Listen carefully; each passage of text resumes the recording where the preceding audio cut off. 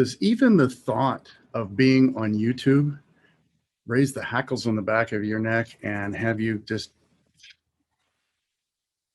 shiver with fright? Hi, I'm Mark Bullock with Videosocials.net and PhoneBlogger.net, and I'm going to do a series. And the series is not to convince you to be a Videosocials member, although we invented Videosocials for people like you that really feel anxiety about being on YouTube, being out there on camera. But the purpose for the series is to help us understand what is that concern? What is going on psychologically, frankly, under the covers, underneath the surface that we may not recognize, so that we can address it, so that we can find a way around it.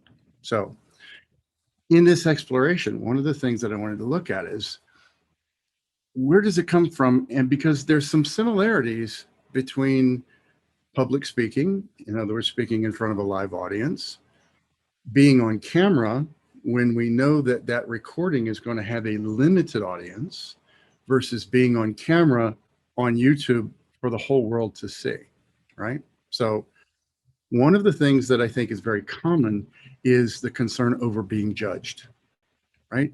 We don't want to be judged. We want to be perfect. We don't want to make any mistakes. We want those mistakes, if we make them, not to ever see the light of day. So, wow, that's a lot of pressure that we put on ourselves, right? So a couple of things to think about. If we're having a conversation with another person, we're going to have little flub ups. We're going to have little mistakes that show up. And something I'd like you to consider is, if you can be in a conversation with one other person, you can be on YouTube. That's a big leap. That's a very big bridge to cross. Okay. Or is it? Because who are you speaking to when you're speaking on camera? I suggest that you have somebody in mind. I suggest that you have the ideal client, the ideal prospect, the ideal person that you'd like to be having this conversation with, just as if they were sitting across the desk from you rather than you looking into a camera.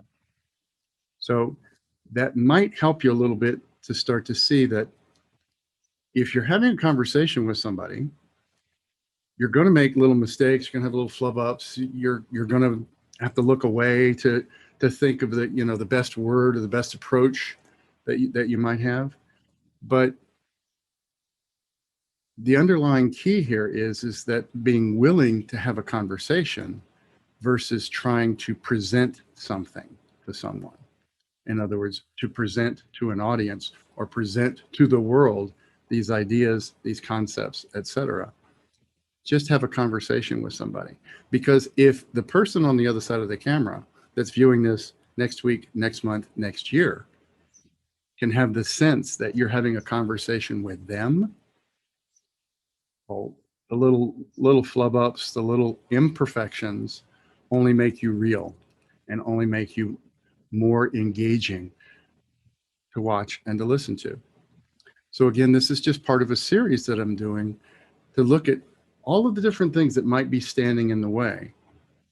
The first of which is that fear of judgment, that fear of, I got to get this perfect, because you really don't. You have to be real. You have to be authentic. And if you can be that, well, let's talk about that in the next video. If you found this tip valuable, there's lots more at videosocials.net/academy. Again, Mark Bullock, videosocials.net, PhoneBlogger.net. Have a great day.